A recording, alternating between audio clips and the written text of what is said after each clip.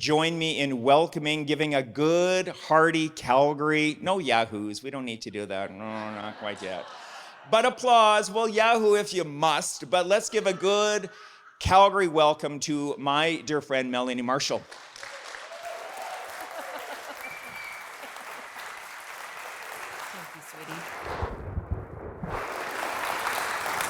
Well, I wouldn't mind a yahoo. I'll give you a yahoo. Why not? Don't we all need a Todd in our lives? Yeah. I've learned a little lesson about saying things like, hey, Todd, could you introduce me to a few people? And I'm so grateful that you could come and be here tonight. I'd like us to think of this as a conversation. As much as Todd and I are here to speak to you about what we know, this is really about what we can discuss and learn together. Because that is how we get through difficult times. Speaking of tough times, reminds me of a story. No pressure on the storytelling. March 2022 in Ukraine. It was a dark time. Literally. I was in a closet with COVID by myself in a basement while the air raid sirens were going off, and we were worried that the Russians were about to take Odessa because they wanted to take that port and encircle the entire country. And yes, you got that right. I was by myself in a closet in the basement with COVID because I had gone in to open up our Southern Front coverage and promptly gotten COVID. And I had told my team, go ahead, we got to get the story, I'll be fine. And you know, you don't really know self-pity until you are sitting in your own bomb shelter, which is a hotel closet in the basement. And it would be easy at a time like that to think, wow, I'm doomed. But doom is really, to me, a feeling of powerlessness. And so when Todd said, what do you want to call this night? I said, by the way, we're not doomed. Because even in that night, sitting in that closet, feeling arguably very sorry for myself, what I really wanted, it was not doom I was feeling, it was sort of powerlessness. It was kind of wanting to call my mom, but knowing it wasn't a great idea to call her and tell her what the situation was. I was aware of that. And I think for a lot of us, if we are feeling that these are difficult times, for whatever reason, because we could all be sitting in this room and have different perspectives on what makes it hard, there is probably something underneath that. Fear, powerlessness, grief, which leads to this feeling that maybe nothing we do matters. And I don't believe that. Has anyone here, this is a great time, I'm like, I don't believe it, now show me if you felt that way. Has anyone here felt over the past month like maybe what you do doesn't matter and you're just awash in a sea? Anyone? Yeah, one or two in the back, maybe, not sure. Okay, so here's my invitation for the next little part of my chat. My invitation to you is to consider that when we think we're doomed, it is actually because we are confusing uncertainty for powerlessness.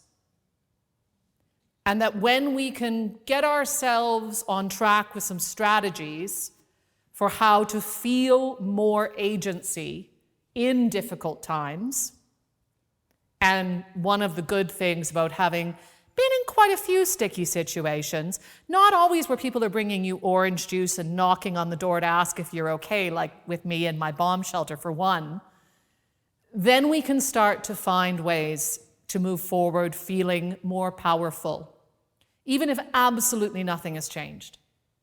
Because I'm not asking you to pretend that everything is fine.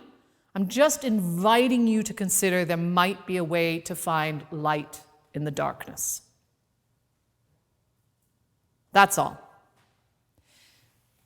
I think the first principle, and Todd hit at this with his spider, but I'm going to go with humans because I don't have a spider, is you have to have something to hold on to inside of yourself. And I call this principle, and anyone who ever worked for me around the world knows this principle, and because I'm standing on a church stage, I'm going to clean it up a little. You can't ride two horses with one behind. You can do the original in your head.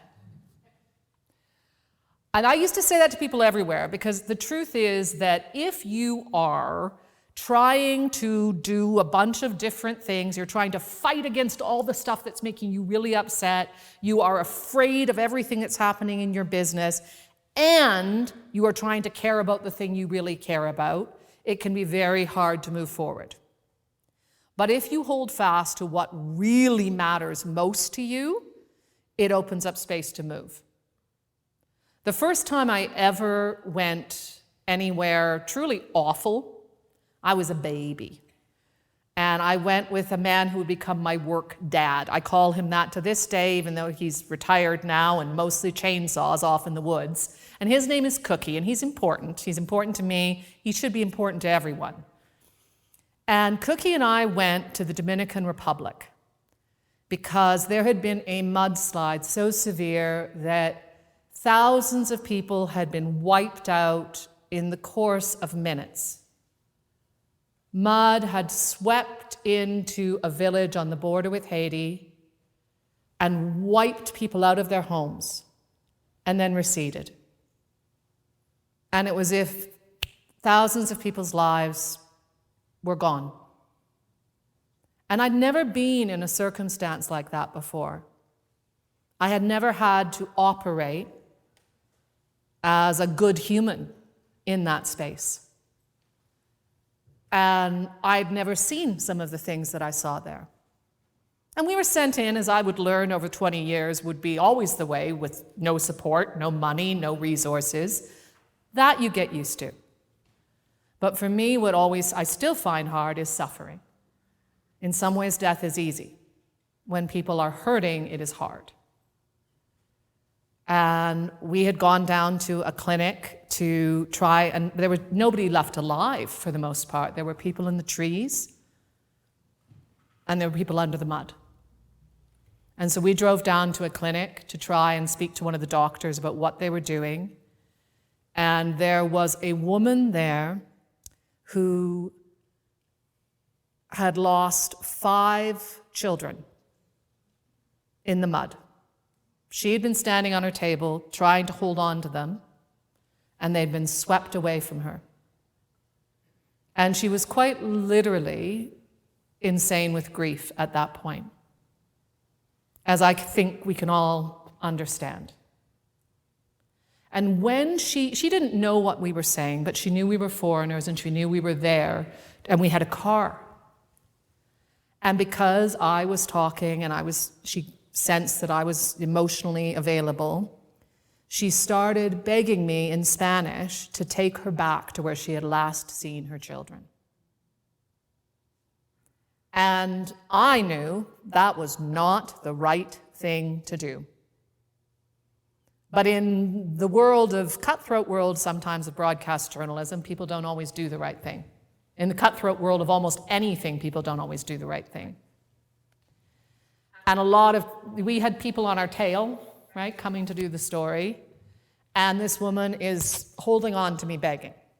And I looked over at Cookie, and as if to say, like, what are we going to do? And he looked at me and he said, "Of course not, Marshall." And I thought, I'm going to follow this guy anywhere. And he probably regrets that because, 25 years later, I still am. I call him, I call his wife, I get him to get the phone. And I'm not telling you that story to shock you. I'm telling you that story because he had such a sense of what mattered to him and who he was as a human that nothing shook that. Not getting the story or getting ahead. And it modeled it for me, and it modeled what it was okay to be. It told me which horse to ride and how I could ride it. And it doesn't have to be something like that. We mentioned Ukraine. When I finally was let out of the closet, I met a man named Igor, who was the head zookeeper at the Odessa Zoo. Now, we often have a joke that when you go to the zoo, it's when the story is over, but in this case, it wasn't. It was because the local producer who had, Andre, who we were working with, he'd previously been a heavy metal musician and graphic designer before I got a hold of him at the border. He said, Mel, there's something really cool going on at the zoo. I think we should go there. And I love animals, so it didn't take a huge amount of convincing. And we get there, and there's this guy named Igor who's gigantic. And he has this gigantic wolf dog that looks like it could take your leg off. And in Igor's office, he has budgies and guinea pigs and cats. Because Igor is taking in all of the pets of people who are having to flee and leave their animals behind. And he's staying behind to take care of the elephant that is afraid of the munitions. And he is sleeping there at night with his giant wolf dog, who is actually super sweet. And when we said, well, aren't you worried? He said, well, but somebody has to take care of the animals. And when people come back, they're going to need to go to the zoo and have a good time. He wasn't holding on to something grand. This wasn't geopolitical ideology. This was just what mattered to him that gave him what I would call bravery. Often we think it has to be something like, really abstract. It isn't. So my invitation to you would be to consider what already makes you move. What is the equivalent of your room full of budgies? I hope that's not me, Todd. Am I going to end up in the newsletter?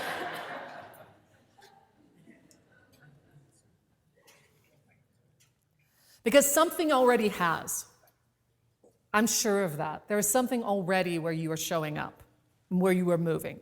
You might just be dismissing it. And the good news is we don't have to do it alone. We've already touched on this, and we're doing it tonight. We don't move alone. We do this together.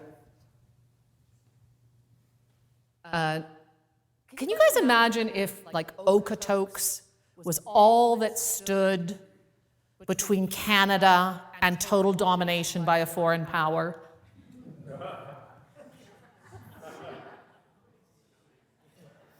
Don't laugh, okay? Because you never know. In Ukraine again, and I think Ukraine's really been on my mind, which is because I've been thinking about it. I've just been thinking about it a lot lately. We went to a town called Voznesensk. Voznesensk had about 35,000 people when everybody was home from the holidays. And we went there because we heard improbably they had held back a Russian advance. First person we met was a woman named Svetlana. And I loved Svetlana because Svetlana was a pensioner, now a farmer. She was absolutely no nonsense. And we said, hey, we want to talk to you about the fact that you guys turned back the Russians? And she said, yes, but first I have to show you what they did to my toilet. They invaded, yes, but they blew up my toilet. And that's sacred, which I think a lot of us could agree with as well. And it turned out it was true. This small town had been targeted because it had a strategic bridge that led to the south. But everybody was so busy with, very understandably, air raids over Kyiv, the advance in the east, that there was no help coming. So when somebody popped over Svetlana's, she said it was a Chechen soldier popped over and said, we're here to liberate you from the Nazis, she tried to beat him with a stick. Now, she ended up getting held hostage, but that didn't stop her from berating him.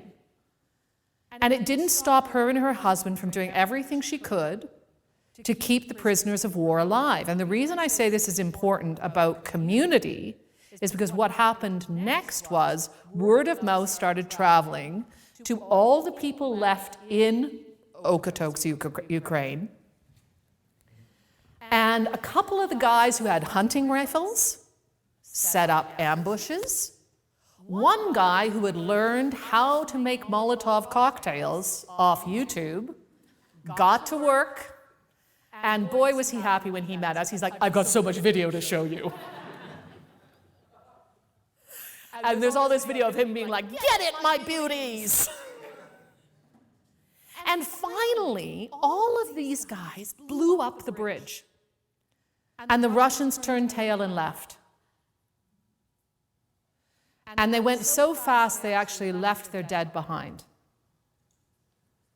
And the funeral director went and collected their dead and gave them a decent burial. We go together. That, to me, is a great example of how. And then the Ukrainian army showed up. But if you ask now, my colleague who was there, he's actually written a book about this, and he's spoken to military strategists who say what they did as a small group, not that dissimilar from us, actually changed the course of the war in a small way. But did they set out to do it? Did they know they were going to? No. They just each did their part together, communicating with each other, helping each other out, feeling bitter about their toilets. And it reminds me of another toilet story. Here we go. You don't necessarily have to turn back a foreign invasion to do this. Apologies to the men here, but has anyone here ever cried in a ladies' room? Anyone want to admit it? Thank you. Thank you. Thank you. Thank you. Thank you. I have.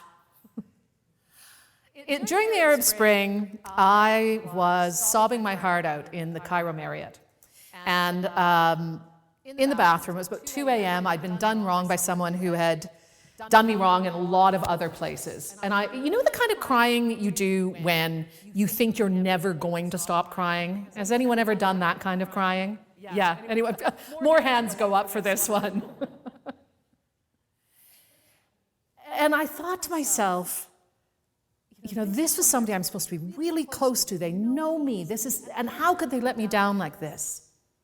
And this is, I will put money on this. And I don't gamble because I'm not good at it. But when everything else fails, someone will not. And it may not be your family. It may not be your friends. It may not be your work. But someone will not. Because while I was crying my eyes out in this bathroom, I heard, and I thought, no, I am busy. And I said, I'm crying. I'm busy crying. And a gentle voice in Arabic said something which I can only imagine was, let me in, because my Arabic's awful. And then insistent knocking continued until I realized I was going to have to open the door. And I opened the door, and there was this beautiful woman. Her eyes were heavily cold, and she said, no cry, no cry. And I said, I have to cry. And I pointed to my heart. I said, my heart is broken. And she said, no cry, no cry. And I'm like, well, what aren't you getting here? Is this your first time in a woman's bathroom? And she reached out and she put her hand on my heart and she said, no cry, no cry. Which I don't know if you've ever had someone show you compassion when you're really feeling bad. I cried harder. And then she said, because I think she realized she had a hard case, no cry, dance, dance. And I thought, well, I guess I have to dance. So she and I stood there at about 2:30 in the morning in the Cairo Marriott bathroom, me crying, her smiling, us dancing. until I stopped crying and realized that when everyone else had failed me, someone had not. That one knock on the door had changed something for me. I don't know her name, but I wish her well every time I think about her or speak about her. It's so simple to be the knock on the door. We think we have to do something, we think, well, I'm really worried about the climate, or I'm really worried about education, or I'm really worried about this, so I have to save that. You really don't. You just have to knock on the door. It's like the Mr. Rogers thing where we look for the helpers, and I think that's super important. But if you want to regain agency and stop feeling so doomed, be the helper in a very small way. I promise. And I did, by the way, walk out that door with my head held high mostly, and on into the next thing. But the truth is that when we are all in this together, it only really works if we then get out into the real world. Which we are here. We are in the real world, although I don't know, I don't have that much snacks and wine in my real world, so. There is an element of this where the more we can put ourselves in contact with reality, the more we are going to see the people, the opportunities, and the reality of the risks we're facing, rather than whatever terrors live inside our head about the world and each other. And it is, look, sometimes there's a time to duck and cover.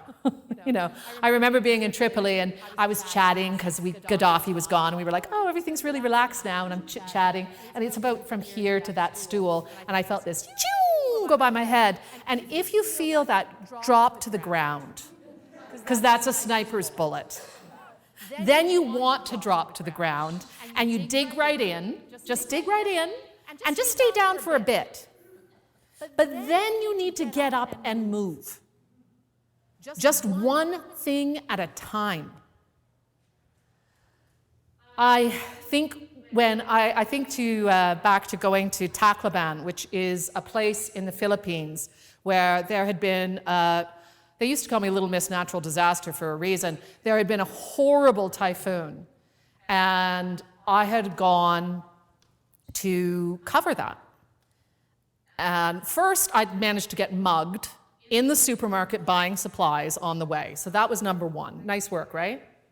Top, I know, she's won international awards, but she didn't watch her purse. But people are mostly good. Generally, people are mostly good. Just that one time. But I got mugged, and I still paid for the groceries and managed to get on a private plane without a passport and landed with all of our stuff in Tacloban. Contact with reality was fine. Everybody still helped out. You just had to get out there. If I would have let that be the end of the story, the part where I asked the cops in the capital, I said, in Manila, I said, do you think I'm ever going to see my purse again? And oh, how they laughed. Oh, yeah, they were like, wow, where's she from? Canada? Oh, Lethbridge? Oh. And Tacloban was a place that had been utterly destroyed, as a lot of these places are. In a way, when we say that, when I say we're not doomed, because we're not, it's because I've seen places where you think, wow, this place is doomed, right? There's nothing left. There's not a roof left. And even then, they're not. And we had hired a gentleman named Troy to drive us around because he had a vehicle that was working and he had gas in the tank and he needed the work. And we were just taking one step at a time. The first night, we slept in tents that I had bought with my charm. And after listening to cameraman Joey Foy snore and keep us all awake, the next morning I was like, my next right action is I'm going to get up and I'm going to walk around until I find somewhere else to sleep. Someday he's going to know that I tell these stories. But you take each step as it comes. I wasn't thinking, where are we going to be in 3 weeks? But I found somewhere. And so then I was like, okay, we got to get everybody moved. And now, Troy, come on, we got to go. We got to cover this. We got to do a film. We got to do everything, you know. Little Tasmanian Albertan devil. And Troy, who is amazing and peppy and smiley, talking about things that can be hidden with mental health, started to sob. And I was like, whoa. Because the next thing to do was to stop. Right? The what would cookie do rule. And I said, Troy, what's wrong? And he said, well, I'm so worried about my family. First, he'd mentioned this because he was afraid if he told us that he would lose the work. So, what's the next thing to do, right? This is just how we move for all of us. The next thing to do is, well, where are they? He's like, well, they're about 20 minutes away. I'm like, okay, you're going to get them. And the reason I threw Joey under the bus for part of this, I said, you're going to get them, and you're going to bring them to the half-destroyed hotel we found, and they could stay there. Would that make you feel better? Because I did need his help, but he needed ours. And that's what we did. And his wife, Mireille, came to the hotel, and she's like, I'm going nuts. I can't bear this. What can I do? And I was like, well, we are really sick of eating boil in a bag. If we could get food, would you be willing to cook for us? We were the best fed journalists in that disaster. This isn't to say it was all perfect. It's just to say that none of these things were miraculous. They were just step by step by step. And for any of us, when we're doing this, if you think about when you have been in a disaster or when you've been in something difficult, a real crisis, sometimes it's easier when you're busy. Do you all know that one, where it's easier when it's all happening? You just do the next thing and the next thing and the next thing. And when you do that, sometimes you end up finding, okay, well, actually, this is going to help, and then this is going to help. Because the truth is, you cannot see 5 years down the road. You're lucky if you can see 5 minutes. So don't worry about the 5-year plan. Worry about your 5-minute plan for any of this, and with what's right in front of you. And going back to sayings that I claim for myself now, perspective, Marshall, perspective. That's from Cookie. Occasionally I've lost it. I think we all do. There can be, we can feel like this time is forever.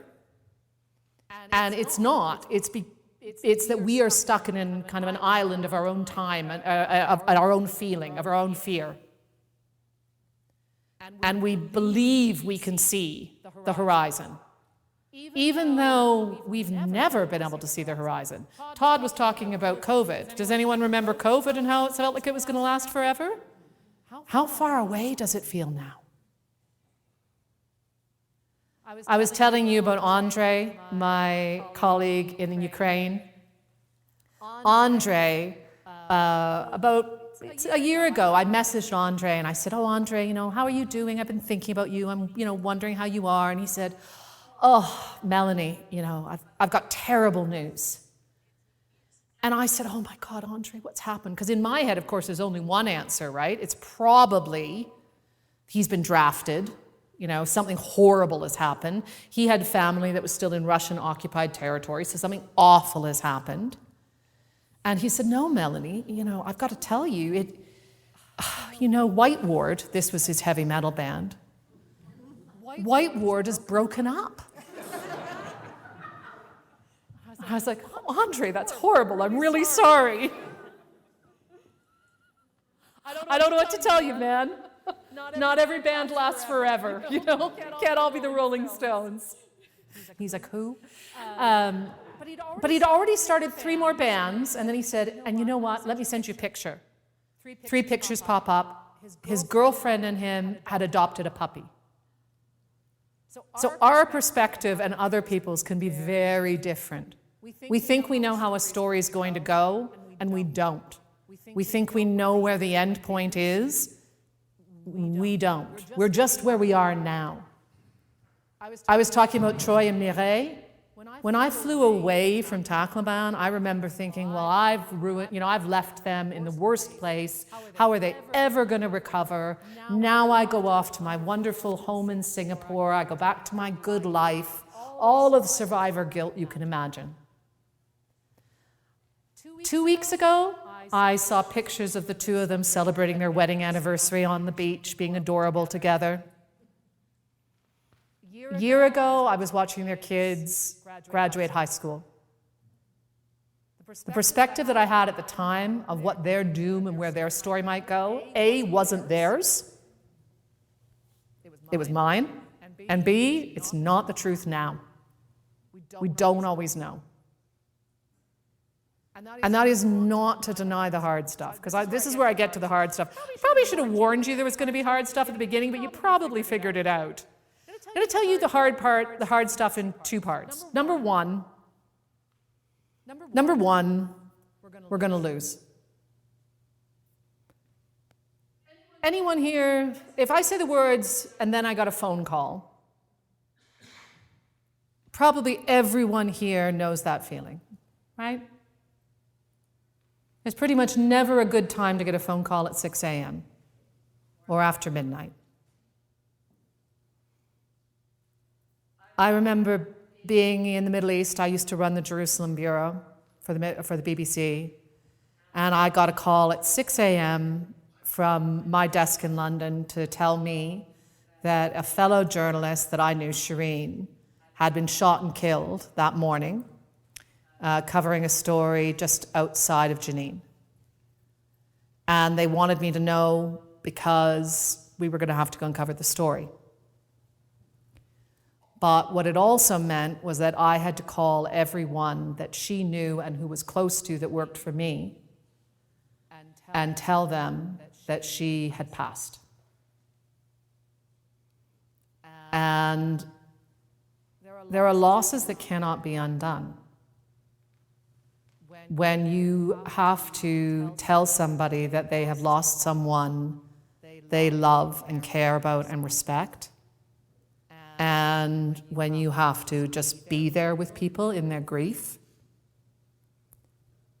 you can't pretend that is, just plucky, get on through it, and nor should you.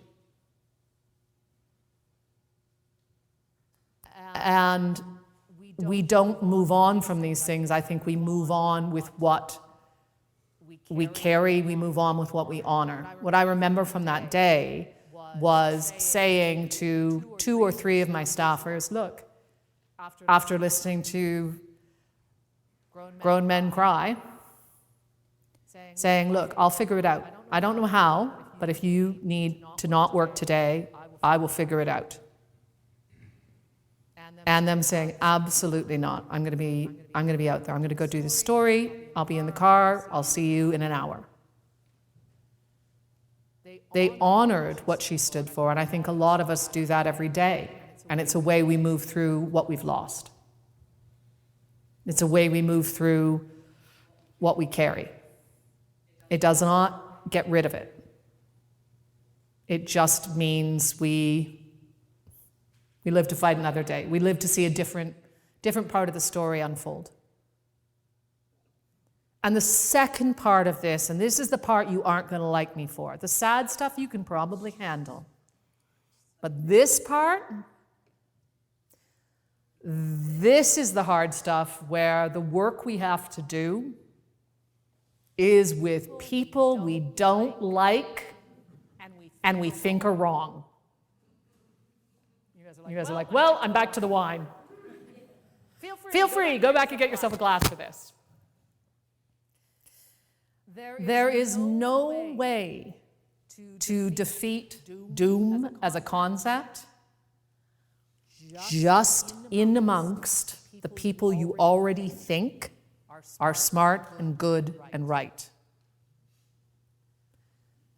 It has never happened anywhere that all of the people disagreed with in a society have just disappeared and peace has been made.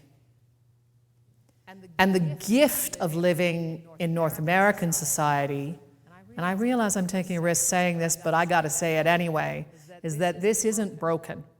This might be battered and bruised. It might be hard. We might not like each other sometimes, but we're not broken. And we need to remember that. And that requires work. But it is a lot less work than putting together a society that has completely crumbled. Like, for example, Afghanistan, where I've spent a lot of time, a place that I love, that has been nearly impossible to piece back together, despite the goodwill and desire of so many. I think about a gentleman that I worked with in Cambodia. I went to Cambodia, and I'm going to name drop. I don't have that many. I don't have a lot of cool economist names to drop, but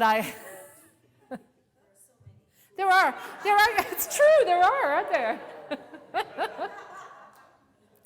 I went to Cambodia to make a film with Angelina Jolie. And it was really, I was excited because they were like, you can go and make a film about the power of memory and how they've recovered from the Cambodian genocide. And I was like, great. But what they really wanted was for us to go do her first post-divorce interview, right? And so I used to get to go do the hard stuff, and they considered that hard, right? This was for the BBC, was hard. But I worked with a gentleman named Chum Reap. And he was a wonderful journalist, incredibly gentle and lovely, and really interesting, just wore his journalism stripes in a gentle way. We had a great time. I mean, we were at Angkor Wat doing film premieres, and then I'm like, I really want to interview a torturer. And everybody's like, oh, Mel, why can't we just have the film premiere for once? And I'm like, no, because I wanted to know, right? I want to know, how could you do that? And we met a granddad now who was a banana seller. And if he was sitting here in the room, you would not know it was him, because he doesn't wear "I used to torture people" on his face. You couldn't tell.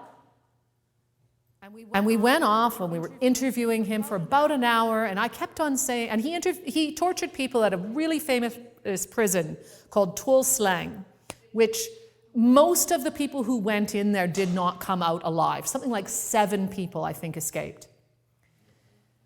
And we interviewed and interviewed and interviewed. And most of my questions were, well, couldn't you have made a different choice? Well, why didn't you try? Well, what did you do? And finally, Chum put his hand on my shoulder, and he was like, Mel, he did the best he could. And the reason that's remarkable is because Chum survived the genocide. Chum lost family members to that regime. And if Chum could be like, Mel, you're going a little hard on the Khmer Rouge guy, it made me think that maybe I could be a bit of a better person about speaking to people on all sides. And it's a general rule, and my invitation to you is go talk to someone about their dog or their bananas. But don't give up on the idea that there is common ground to be had and found, because there is. Having brought the room down, you might have noticed that my war stories have a little more pep in their step than some. I'd be like, whoa, I thought there'd be more bullets. But the truth is, I have never been to a war zone or a disaster zone or a conflict zone where there is not laughter. Not a single one. It is how we get through things as humans. Who here has laughed at something inappropriate? Come on, yes, that's the most hands of the evening. Joy is what keeps us together.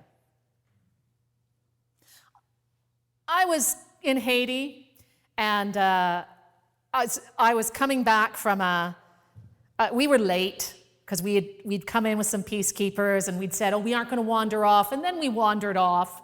And they said, we're going to leave without you. And I thought, oh, I hope they don't. And so we were coming running back to the base before they flew back to Port-au-Prince, rather than leaving us in this small town of Gonaive. And I tell this story just to bring it down a notch with any worthiness you might feel about me.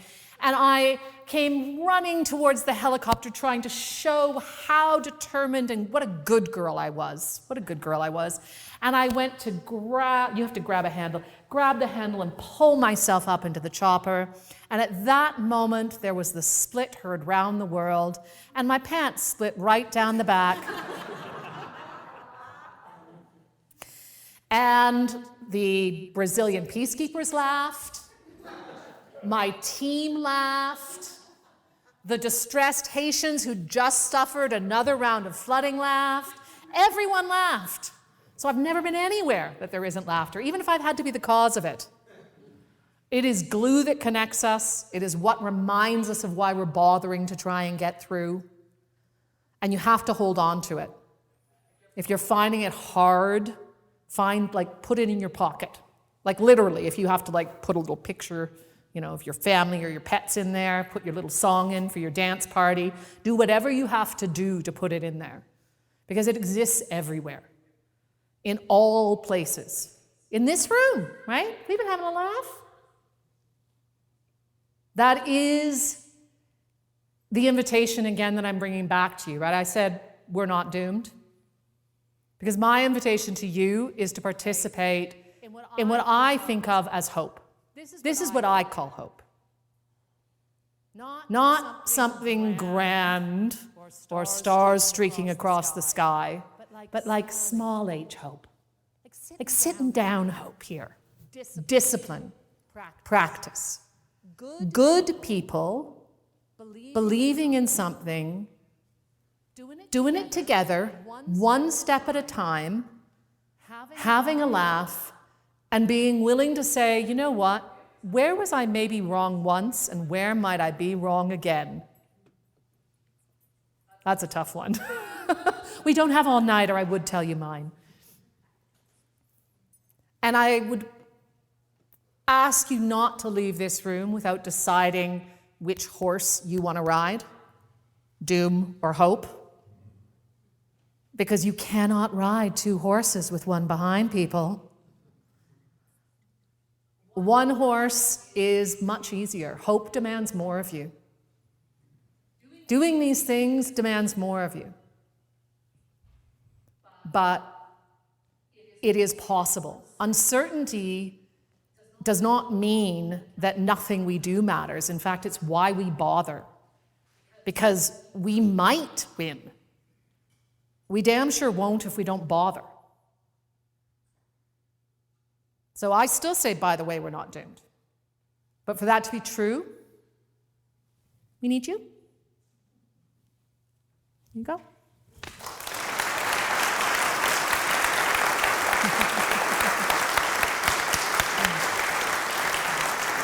Oh, all right.